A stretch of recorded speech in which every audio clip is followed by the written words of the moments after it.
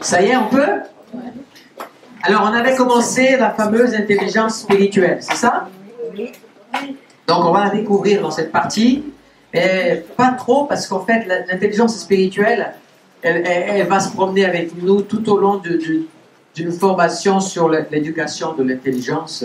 On va voir que j'ai voulu résumer, si tu peux revenir juste à l'image où il y a les trois, une façon peut-être grossière, mais voilà.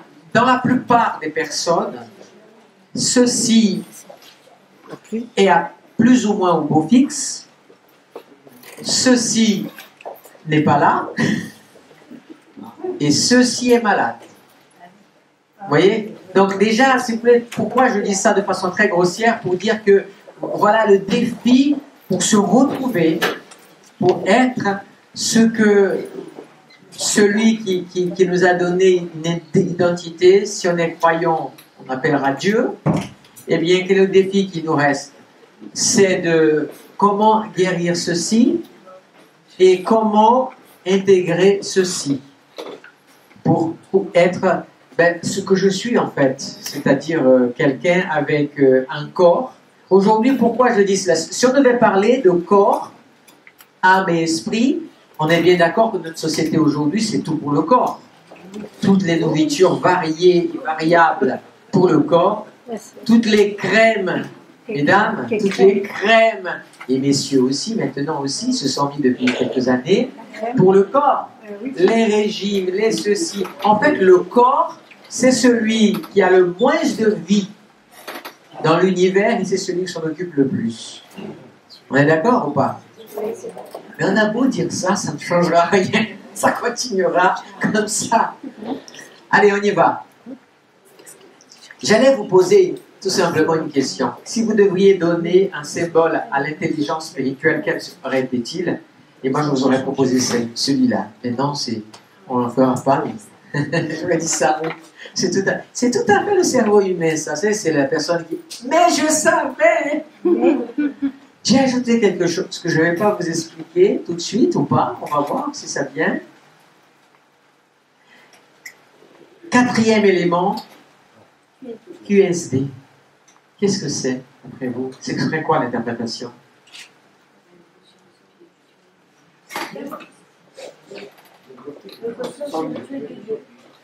C'est presque ça, mais au lieu de Dieu, c'est le coefficient spirituel divin. C'est divin. Voilà, Dieu, divin, c'est la bonne réponse pour Dieu, pas de souci. J'ai ici deux textes qui illustrent ça. J'ai mis des couleurs et tout. On va voir si on comprend bien ce que je veux dire. Ah, je crois que c'est mieux ici. Mais comme il est écrit, ce sont des choses que l'œil n'a point vues, que l'oreille n'a point entendues et qui ne sont point montées au cœur de l'homme. Donc là, on parle de quelque chose qui est occulte même à l'inconscient. Des choses que Dieu a préparées pour ceux qui l'aiment. Dieu nous l'a révélé par l'Esprit. Ok? Voilà ce que j'appelle le QSD. Car l'Esprit, et le développement continue là-dessus, car l'Esprit, donc c'est le rôle de l'Esprit, sonde, l'Esprit ici c'est l'Esprit de Dieu, sonde tout. Et pour donner une idée, même les profondeurs de Dieu lui-même. Ça veut dire que Dieu est capable de faire de l'introspection. Puisqu'il parle que son esprit sonde lui-même. D'accord? Vous voulez une démonstration que Dieu se sonde lui-même ou vous la connaissez? Vous la connaissez. Quand Dieu créa l'univers, il s'est parlé à lui-même en disant « Faisons l'homme à notre image ». Dieu est en train de se parler à lui-même. C'est pour ça que plus tard, on doit apprendre à se parler à soi-même. Dieu nous a donné l'exemple qu'il s'est parlé à lui-même. Alors, bien sûr que notre intelligence du dialecte interprète des fois avec des raccourcis. Et si on réfléchit et on relit la Bible, mais avec réflexion, on découvre que des termes qui nous sont familiers ou pas familiers selon le moyen, on les retrouve dans la Bible et on comprend beaucoup mieux que Dieu, en fait, a toujours ce qu'il a fait en nous, ce que je vais vous montrer tout à l'heure, il a fait en lui, il a fait en nous. La suite dit, lequel des hommes, en effet, connaît les choses de l'homme, si ce n'est l'esprit de l'homme qui est en lui? Qu'est-ce que le verset dit? C'est que c'est par mon esprit, c'est-à-dire la troisième partie, que je peux me connaître. Mon conscient, c'est quoi? C'est quand ce qui est dans mon inconscient se révèle et est interprété. Mais il faut que j'apprenne à faire ce genre de choses. Sinon, je vais toujours... je ne sais pas pourquoi j'ai dit ça. Je ne sais pas pourquoi je l'ai tué. C'est fait un coup de sang comme ça, je l'ai tué. Oui, tu vas passer 20 ans en prison pour avoir pas pris le temps d'analyser ce qui tu étais capable ou pas de faire. Donc, oui, l'homme doit être capable de, comme Dieu le fait, de se faire lui aussi. C'est-à-dire, parce que notre esprit doit se mettre à notre service pour qu'on comprenne les choses. De même, personne ne connaît les choses de Dieu, sinon c'est l'Esprit de Dieu qui répète la chose. Or, nous n'avons pas reçu l'Esprit du monde, mais l'Esprit qui vient de Dieu, afin que nous connaissions les choses de Dieu que Dieu nous a données par sa gloire. Le dernier passage, c'est là où le divin vient se joindre à notre esprit. Ça veut dire que la volonté de Dieu, c'est quoi? Je t'ai fait capable de connaître tout sur toi-même et sur ton entourage. Par contre, si tu veux franchir un pas et comprendre ce qui te dépasse, ce qui va au-delà de ce que tu peux comprendre, il te faut ajouter un élément, celui du Créateur. C'est le défi. Alors, quand on parle d'intelligence spirituelle, il faut savoir aussi une chose. Quand vous allez sur Internet et vous tapez intelligence spirituelle, vous allez boire et manger de tout. Dans le mystique, dans toutes les sortes, dans des expériences spirituelles, pseudo-spirituelles. Il faut faire attention. Alors, je reviens une dernière fois à Descartes. Il m'a beaucoup plu parce qu'il a inclus les démons ou le diable dans son analyse aussi. Le fameux génie. Comment il s'appelait encore? Le génie quelque chose. Et Descartes dit ceci: il y a en moi quelque chose qui vient et je dois me méfier de moi-même parce que je peux avoir une idée et cette idée peut être de ce fameux génie qui essaye de m'avoir, donc je dois absolument le critiquer, l'attaquer, le contredire, et finalement, c'est là que je vais découvrir la vérité. Et c'était sa façon à lui, je vous rappelle que Descartes était chrétien, de parler en philosophie du diable. Donc la notion de spiritualité, le problème de beaucoup de pseudo-connaisseurs de spiritualité, c'est que le diable n'est pas inclus dans leur bagage d'explication. Il y a simplement une spiritualité, sauf que si je crois en Dieu, je ne peux pas ne pas croire au diable, puisque le diable fait partie, pas en tant que diable, diable veut dire adversaire, pas en tant que diable, mais en tant qu'entité spirituelle majeure, qui est Lucifer, qui est tous les autres anges, selon l'historique, qui ont été chassés, qui se sont rebellés et qui ont créé ce qu'on appelle aujourd'hui tous ces esprits démoniaques. Bon, c'est un autre chapitre de la théologie, je ne veux pas trop garer, mais on ne peut pas ne pas. Pourquoi l'homme se fait avoir spirituellement? Parce que l'homme a une entité spirituelle, mais ses actes déterminent beaucoup qui l'écoute. C'est pour ça que je vous ai cité Descartes. Ce n'était pas pour faire beau, mais c'était pour faire comprendre qu'il avait compris cela. C'est que le fait que j'apprenne à douter, à critiquer, à être observateur, n'est pas un défaut, mais une qualité. La seule chose, rappelez-vous de l'intelligence collective, c'est quand on ne sait pas à quel moment il faut être individuel, à quel moment il faut se mettre au service, comme disait Aristote, à quel moment je dois être collectif, et je ne peux être collectif qu'en me niant. C'est pas ce que Dieu a fait. Encore une fois, je vous ramène à Dieu. Dieu a fait quoi? Il s'est nié de la position de Dieu, c'est-à-dire il a laissé sa place de Dieu pour devenir homme. Donc cette chose-là, on la retrouve tout simplement. C'est là, Dieu l'a fait, parce qu'en fait, il n'y a rien Et ça, je vais regarder la caméra, je vais le dire comme ça. Il n'y a rien que Dieu nous demande de faire qu'il n'a pas fait en premier pour nous. Rien. Et il n'y a rien que Dieu nous demandera de faire qu'il n'a pas déjà fait et qu'il comprend pourquoi il le fait. Donc toutes ces choses-là doivent être comprises. Jésus. J'ai amené des Bibles. Si quelqu'un n'a pas de Bible et a envie de se dire, tiens, maintenant je vais lire ce livre un peu plus avec un peu plus de curiosité, mais elles servez-vous. Jésus n'a jamais obligé personne à le suivre. Jamais. Mais jamais. Parce que, vous savez pourquoi? Parce que Dieu est l'amour. Et que le véritable amour, c'est pas une obligation, c'est un désir. Je dis toujours, une fois, j'ai connu une femme qui avait beaucoup de problèmes parce qu'elle était divorcée, donc traumatisée par les hommes, c'était développé comme ça. Et je lui ai demandé dans un mariage de lire le texte, femme, soumettez-vous à vos maris. Elle a dit, je ne lirai pas ce texte, pasteur. Je lui ai dit, pourquoi? C'est écrit. Non! J'ai dit, écoute, lis-le quand même. Elle a lu. Ensuite, ce jour de ce mariage, j'ai expliqué ce texte. Elle est venue voir à la réunion. Je ne l'avais pas compris comme ça.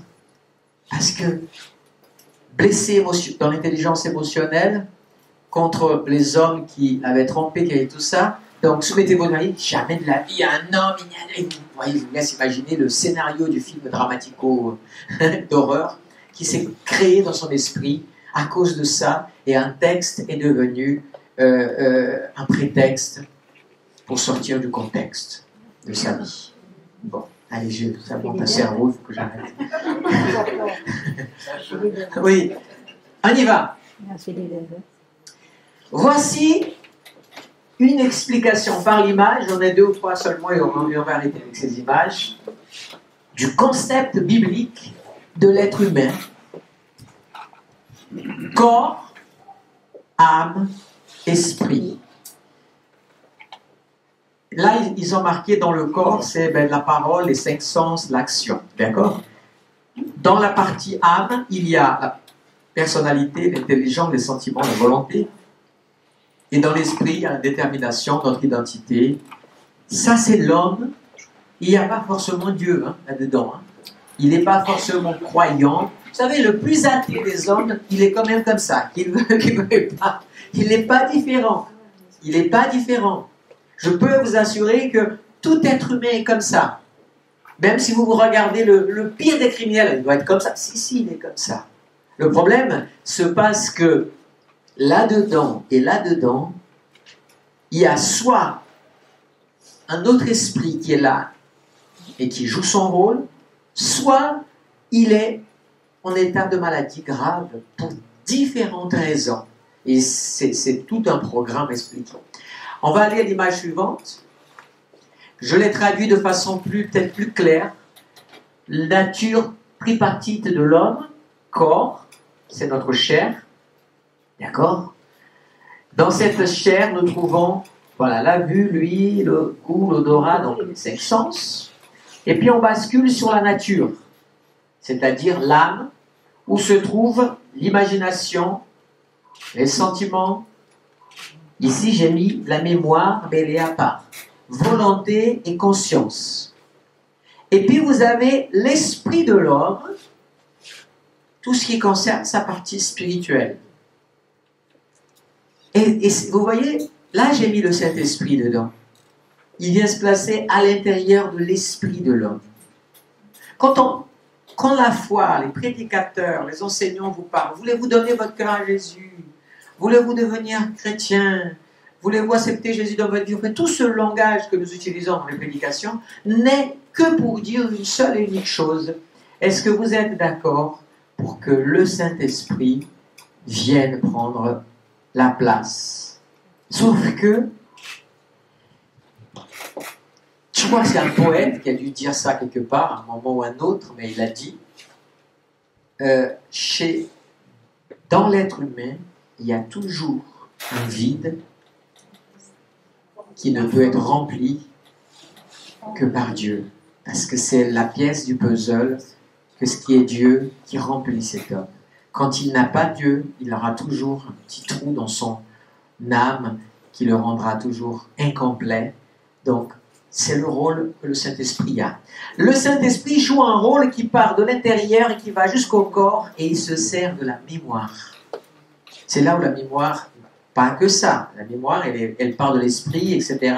Mais le Saint-Esprit se sert de la mémoire. C'est au travers de la mémoire que nous sommes capables, au travers de la mémoire, que ce qui est dans notre inconscient, notre pré, ou ce que vous voulez, c'est au travers de la mémoire. Vous vous rappelez le carré? C'est tellement évident. Tac, tac. En fait, qu'est-ce que le cerveau a fait? Les archives se sont ouvertes. Où est-ce qu'il est passé, là, le 32 côtés, là? Mais ce mot-là ne me parle pas. Puis quelqu'un a dit polygone à 30 côtés. Ah, 32 côtés, c'est cette fiche-là. Et là, tout d'un coup, tac, tac, tac, le dessin. Voilà ce qui s'est passé dans votre cerveau. Les dessins animés nous ont beaucoup illustré le cerveau parfois, c'est des fois intéressant, mais c'est ce qui se passe. C'est le cerveau, il est impressionnant, mais il fait ça. Donc voilà un petit peu pour la partie spirituelle de l'homme. Et un homme comme ça, il n'est plus simplement QI, QE et QS, il est aussi QSD, parce que la partie divine qui l'équilibre, qui l'aide, vient finir, on va dire, le travail dans sa vie. Alors, on va avancer. Où on va aller? Une analyse. Allez, une analyse biblique de ce que je vous ai dit. Philippiens 4,7 dit: et la paix de Dieu qui surpasse toute intelligence, coefficient intellectuel, gardera vos cœurs, coefficient émotionnel, et vos pensées en Jésus-Christ, coefficient spirituel. Au reste, frères, tout ce qui est vrai, tout ce qui est honorable, tout ce qui est juste, tout ce qui est pur, tout ce qui est aimable, tout ce qui mérite l'approbation, tout ce qui est vertueux, digne de louange, soit l'objet de vos pensées. C'est quoi? QI plus QE plus QS au bon niveau. Parce qu'en fait, qu'est-ce qui se passe chez cet homme-là, si on analyse bien? Son intelligence, la paix de Dieu l'envahit. Son cœur, ses émotions, eh bien, la paix de Dieu le préserve. Et les pensées sont conduites, dirigées par Jésus-Christ. Et qu'est-ce que Jésus-Christ a fait? J'enverrai le Saint-Esprit pour prendre ma place, pour faire le boulot pendant que je ne suis pas là. Et donc, qu'est-ce qui se passe chez cet homme? Sa vie va changer. C'est ça le changement, regarde. Tout d'un coup, et tout ce qui est, cet homme voudra toujours la vérité, ce qui est honorable, ce qui est juste, la pureté. Il sera plein d'amour. Tout ce qu'il fera, les gens vont approuver. Ah, c'est bien ce que tu as fait. Et puis, ce sera quelqu'un de vertueux. Et il n'y a aucun souci pour Dieu que vous receviez des applaudissements, que vous réussissiez dans la vie, que vous deveniez un grand patron, un grand entrepreneur, un grand inventeur, tout ce que vous voulez, où les gens vont vous donner le prix Nobel de la paix. Ce n'est pas incompatible avec la foi chrétienne. Simplement, il est aussi digne de louange, mais à la différence, c'est que quand il recevra les louanges, il ne va pas dire « parce que je le vaux bien ». Il va savoir gérer ses émotions pour garder les pieds sur terre et pas tout d'un coup oublier qui il est ou qui il a été. Donc voilà une illustration d'un texte qui prend le tout et qui montre la transformation humaine.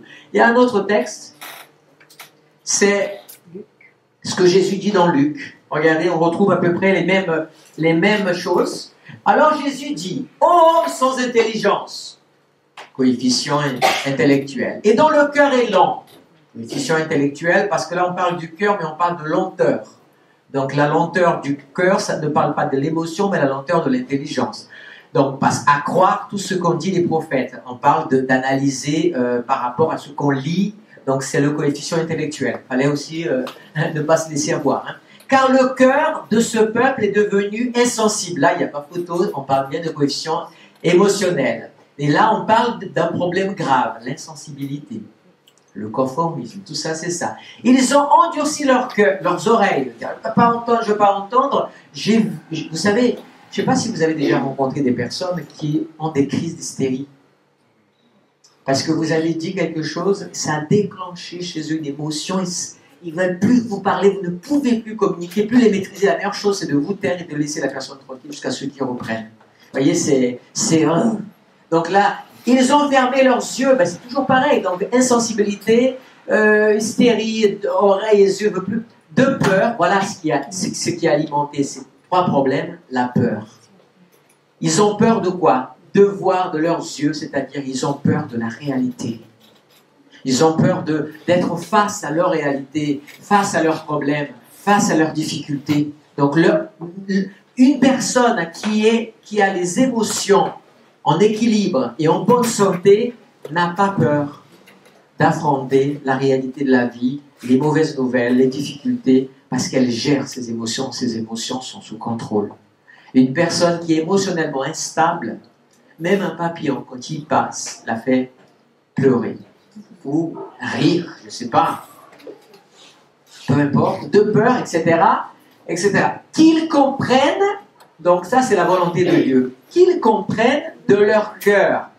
Ça c'est l'esprit qui comprend les choses, on comprend à l'intérieur. Qu'ils se convertissent, c'est là où, sans l'esprit de Dieu, il n'y a pas de conversion. C'est là où il y a l'intelligence spirituelle adoubée par le Saint-Esprit, et que je les guérisse, c'est l'Esprit de Dieu. Donc c'est ce qui se passe. Qu'est-ce qui se passe généralement? Je parle comme pasteur sur les années que j'ai. Je rencontre des personnes. Bon, ils connaissent l'Évangile, ils entendent, et tout d'un coup ils se disent, bon, je veux croire ma foi, je veux suivre, et je n'ai pas peur de dire aux gens que vous n'êtes pas obligé de suivre déjà convaincu. Vous pouvez simplement suivre par votre intelligence, en disant, bah, écoutez, j'ai jamais essayé d'être un chrétien sincère pendant 6 mois, 1 an. Je vais essayer. Mais je vais être honnête, je vais venir à l'église, je vais écouter la parole, je vais lire la Bible, je vais essayer d'apprendre à prier. Voilà, je vais vivre parce que je vais simplement, voilà, je n'ai pas vécu vous voyez ce que je veux dire? Ce flash-là, mais pourtant, mon intelligence, c'est Dieu qui me l'a donnée. Pourquoi elle ne servirait pas la cause de Dieu, puisqu'elle vient de lui? Donc je fais. J'invite les gens à faire ce genre de choses parfois. Et tout d'un coup, qu'est-ce qui se passe? Quand ils vivent ça, en fait, spirituellement, ils ont laissé une place au Saint-Esprit. Et pourquoi je le fais ça? Je vais vous dire, je triche un peu. Pas dans le sens péjoratif, mais dans le sens, ça veut dire que je sais que s'ils permettent à Dieu de s'introduire dans leur vie, un temps de sincérité, même si c'est une sincérité intellectuelle au départ, un temps de sincérité, c'est suffisant pour que Dieu touche à un point qu'ils commencent à comprendre très rapidement qu'ils ne peuvent pas envisager une vie autre que celle-là, parce qu'ils ont découvert tout simplement qu'ils sont plus heureux, que le Seigneur est là, qu'il y a quelque chose qu'ils apprennent à connaître. Et pour moi, je veux dire, quand je dis tricher, vous comprenez dans quel sens je parle. Je veux dire, je suis dans le travail pour le bien des gens. Donc, si je suis confronté à une intelligence obtuse, fermée, qui ne veut rien savoir à cause des blessures qui font une muraille, moi je dis aux gens, essayez pour voir. Vous essayez bien des choses dans la vie, pour voir si c'est bon et vous adoptez. Au départ, est-ce que vous aimiez manger et boire tout ce que vous buvez maintenant? Non. Et combien ont déjà changé d'avis sur des choses et qui finalement l'ont adopté? Non. Et pourquoi je ne dirais pas à quelqu'un qui souffre, qui n'a pas encore Dieu dans sa vie, qu'il devrait l'essayer? Mais par contre, avec Dieu, on ne peut pas faire, on ne peut pas tricher.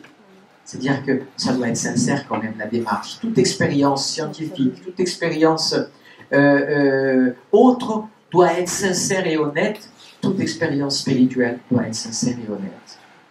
Parce que c'est la seule condition qui fait que Dieu agira plus rapidement dans le cœur. Le reste, moi je dis, si la personne, elle est libre de venir me dire au bout de 6 mois, viens ici, pasteur. Bah!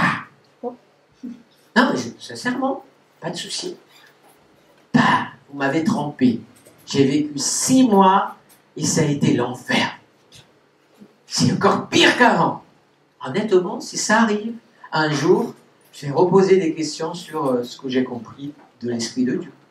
Donc, je fais comme Pascal. Je propose un pari assez raisonnable, dont le résultat peut être assez rentable pour celui qui veut bien faire le pari de la foi et de la vie dans la foi. On est dans une société aujourd'hui de plus en plus intellectuelle.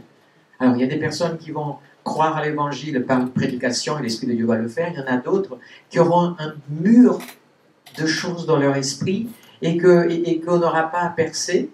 Et pourquoi ne pas simplement utiliser l'intelligence que Dieu a donnée à chacun d'entre nous pour dialoguer et permettre d'accéder